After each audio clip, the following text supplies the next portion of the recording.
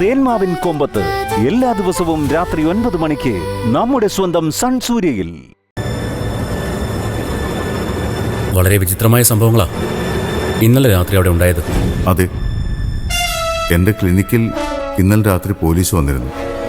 അമ്മ താമസിക്കുന്ന വീട്ടിലാണെങ്കിൽ 2 കള്ളന്മാരും. ഇന്നലെ പ്രേമിച്ച് കിട്ടിയത് ഡോക്ടറുടെ ക്ലിനിക്കിൽ നിന്നാ. അതെങ്ങനെ? സിദ്ധു പറഞ്ഞ സത്യം. യാദൃശ്ചികമായിട്ടാ എന്റെ അച്ഛൻ്റെ കണ്ണില് അവിടെ വെച്ച് പ്രേമിച്ച് പെട്ടത്. ചേച്ചി അവിടെ എങ്ങനെ വന്നു എന്നൊന്നും എനിക്കറിയില്ല. പിന്നെ ചില സംശയങ്ങളുണ്ട്. ദൈവിക സംശയിക്കുന്നത് ശരത്തിനെയാണ്.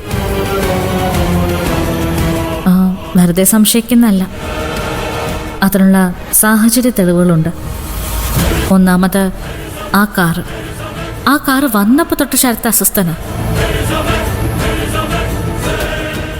ആ കാറാ സത്യത്തിൽ ഞങ്ങളെ ആ ക്ലിനിക്കിൽ എത്തിച്ചത്. കാറും ശരത്തും തമ്മിൽ എന്തോ ഒരു ബന്ധമുണ്ട്. SP നേതൃത്വത്തിൽ പോലീസ് റെയ്ഡ് പ്ലാൻ ചെയ്തപ്പോഴാണല്ലോ ഇങ്ങനെയൊക്കെ സംഭവിച്ചത്. ആ റെയ്ഡിന്റെ വിവരങ്ങൾ ഞങ്ങൾക്ക് ചിലർക്ക് അറിയത്തുണ്ടായിരുന്നുള്ളൂ. അത് ശരത്ത് അറിഞ്ഞു കാണും. അതായിരിക്കും പ്രേമിച്ച് അവൻ ഒഴിവാക്കിയത്. അന്വേഷണം വന്നാലും തന്റെ തലയിൽ വരാതിരിക്കാനുള്ള ദുർബലമായ ശ്രമം. അതിനുവേണ്ടിയായിരിക്കും ക്ലിനിക്കിൽ കൊണ്ടുപേക്ഷിച്ചത്. അങ്ങനെയാണ് സംഭവിച്ചെങ്കിൽ അവനെ വെറുതെ വിടരുത്. അവനെ പൂട്ടാനുള്ള സമയമായി. എന്താ സംശയം? അവനാ യഥാർത്ഥ വില്ലൻ. അവനെയാ കൊടുക്കേണ്ടത്. ദേവികയുടെ അമ്മയുടെ മിസ്സിങ്ങിലും അവൻ തന്നെ ആവാനാ സാധ്യത. ഈ പറഞ്ഞത് വെച്ച് നോക്കുവാണെങ്കിൽ സംശയിക്കണ്ട, അവൻ തന്നെയാ ഇതിൻ്റെ പിന്നിൽ. എത്രയും വേഗം അമ്മയെ രക്ഷപ്പെടുത്തണം. അതുവരെ നമ്മളൊന്നും അറിഞ്ഞതായിട്ട് നടിക്കരുത്. പോലീസിനോട് പോലും സത്യം തൽക്കാലം പറയാതിരിക്കുന്നതാണ് നല്ലത്. അവന് മേൽ എപ്പോഴും ഒരു കണ്ണുണ്ടായിരിക്കണം. അവൻ്റെ നീക്കങ്ങൾ നമ്മൾ വാച്ച് ചെയ്യണം. ഇന്നല്ലെങ്കിൽ നാളെ അവൻ വീഴും. അതുവരെ നമ്മുടെ കൂട്ടത്തിൽ ആർക്കൊന്നും പറ്റരുത്. പരസ്പരം കണ്ണാവണം,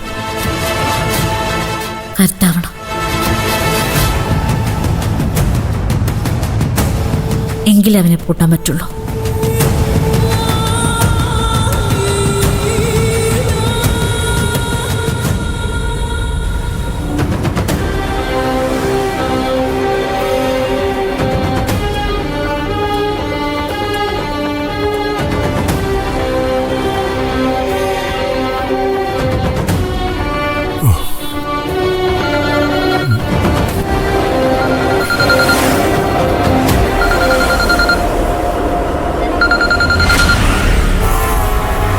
ഹലോ സാറേ.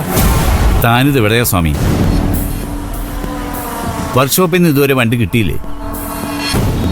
രാവിലെ തന്നെ എത്തണമെന്നാണല്ലോ ഞാൻ പറഞ്ഞിരുന്നത്. എല്ലാം ശരിയാ സാറേ, ഞാൻ അങ്ങനെയൊക്കെ പറഞ്ഞിരുന്നു. പക്ഷെ നടക്കണ്ടേ. ദൈവം എനിക്കിട്ടൊരു പണി തന്നു. പണിയോ? അതിനിടയ്ക്ക് താൻ പണിയും സംഘടിപ്പിച്ചോ? ആ പണിയല്ല സാറേ, ഇന്നലെ രാത്രി ഞാനൊന്ന് വീണു. ഒരു കല്ല് എൻ്റെ മുതുകത്ത് എന്നെ കൊണ്ടു. എന്നിട്ട് എൻ്റെ ശരീരത്തിലെ സകല പാർട്സും ഇളകി കിടക്കുകയാണ് സാറേ. നല്ല ബോഡി പെയിനുണ്ട്. ഇന്ന് എനിക്ക് വരാൻ പറ്റുമെന്ന് തോന്നുന്നില്ല. നാളെ വരാം.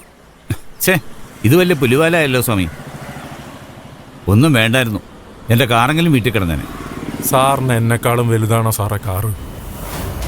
അതല്ല സ്വാമി, എല്ലാം ചിട്ടയായിട്ടും സമയത്തിന് നടക്കുന്നുള്ള പക്ഷക്കാരനാണ് ഞാൻ. അതിനെന്തെങ്കിലും മാറ്റം ഉണ്ടായാൽ എൻ്റെ മനസ്സിൻ്റെ സ്വസ്ഥതയെല്ലാം പോവും. അല്ലാതെ തന്നെ വിശ്വാസമില്ലാത്തതുകൊണ്ടൊന്നുമല്ല. വീണതുകൊണ്ടല്ല സാറ്. ആ ശരി ശരി, താൻ റെസ്റ്റ് എടുക്ക്, ഞാൻ വിളിച്ചോളാം. ശരി സാർ.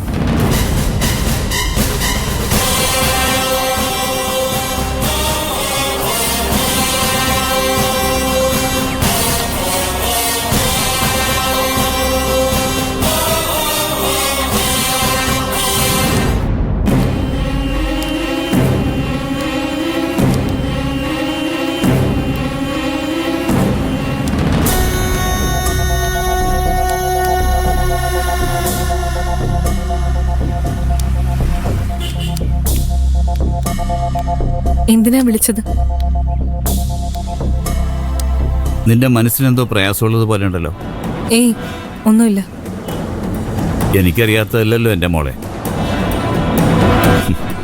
നിന്റെ മുഖമൊന്ന് മാറിയാൽ എനിക്ക് മനസ്സിലാവും. എന്താ കാര്യം? ഒന്നുമില്ല ഡാഡി. ഞാൻ നിന്റെ ശത്രുവല്ല എന്ന് തോന്നൽ നിനക്കുണ്ടെങ്കിൽ എന്തും നിനക്ക് എന്നോട് പറയാം. അത് അദ്ദേഹം വേറൊന്നുമല്ല. ഇപ്പോ പഴയതുപോലെ അല്ലാന്നൊരു തോന്നല്. കഴിഞ്ഞ ദിവസം അദ്ദേഹത്തിന്റെ വീട്ടില് കള്ളം കയറിയിരുന്നു. അതെന്നോട് പറഞ്ഞില്ല. ഇനി ഞാൻ അമ്മയെ വിളിച്ചപ്പോഴാ അറിഞ്ഞത്. സാധാരണ ഇങ്ങനെ അല്ല അദ്ദേഹം. എല്ലാം എന്നോട് പറയുന്നതാ. എന്തുകൊണ്ട് ഇത് മാത്രം ഒഴിവാക്കിയെന്ന് എത്ര ആലോചിച്ചിട്ട് മനസ്സിലാവുന്നില്ല. ഇത് മാത്രമുള്ളൂ പ്രശ്നം, അതോ വേറെന്തെങ്കിലും കൂടെ ഉണ്ടോ? വേറെ പറഞ്ഞോ. ഒരച്ഛനെന്നുള്ള നിലയിൽ എല്ലാം എനിക്ക് മനസ്സിലാവും.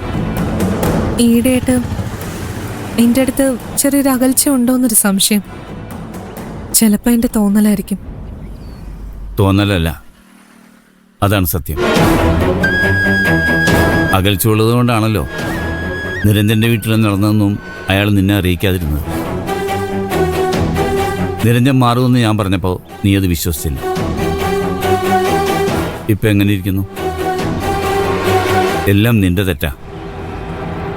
നിയന്ത്രിക്കേണ്ട സമയത്ത് നീ നിയന്ത്രിച്ചില്ല.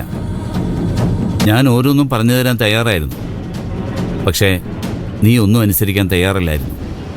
അദ്ദേഹം അങ്ങനെ ഒരാളായിരുന്നില്ലല്ലോ ഡാഡി. ഒരു മനുഷ്യന് മാറാൻ എത്ര സമയം വേണം? ഒരാണിന്റെ മാറ്റം ഒരു പെണ്ണിനേക്കാൾ വേഗത്തിൽ മറ്റൊരാണിന് മനസ്സിലാവും. അത് മനസ്സിലാക്കാൻ തുടങ്ങിയപ്പോഴാ ഞാൻ നിന്നെ ഉപദേശിക്കാൻ തുടങ്ങിയത്. പക്ഷേ നീ അത് കേട്ടില്ല. സാരമില്ല. എന്താണ് നിരഞ്ജന്റെ പ്രശ്നമെന്ന് നീ ചോദിച്ച് മനസ്സിലാക്കണം. അതറിഞ്ഞു കഴിഞ്ഞാൽ പിന്നെ അതിനുള്ള പരിഹാരം കാണാമല്ലോ. ഒരു കാര്യം പ്രത്യേകം ശ്രദ്ധിക്കണം. ഒരു കാരണവശാലും നിരഞ്ജനോട്ട് വഴക്കുണ്ടാക്കരുത്. ഈ സമയത്ത് വഴക്കല്ല, അടുപ്പമാണ് വേണ്ടത്. മനസ്സിലായല്ലോ?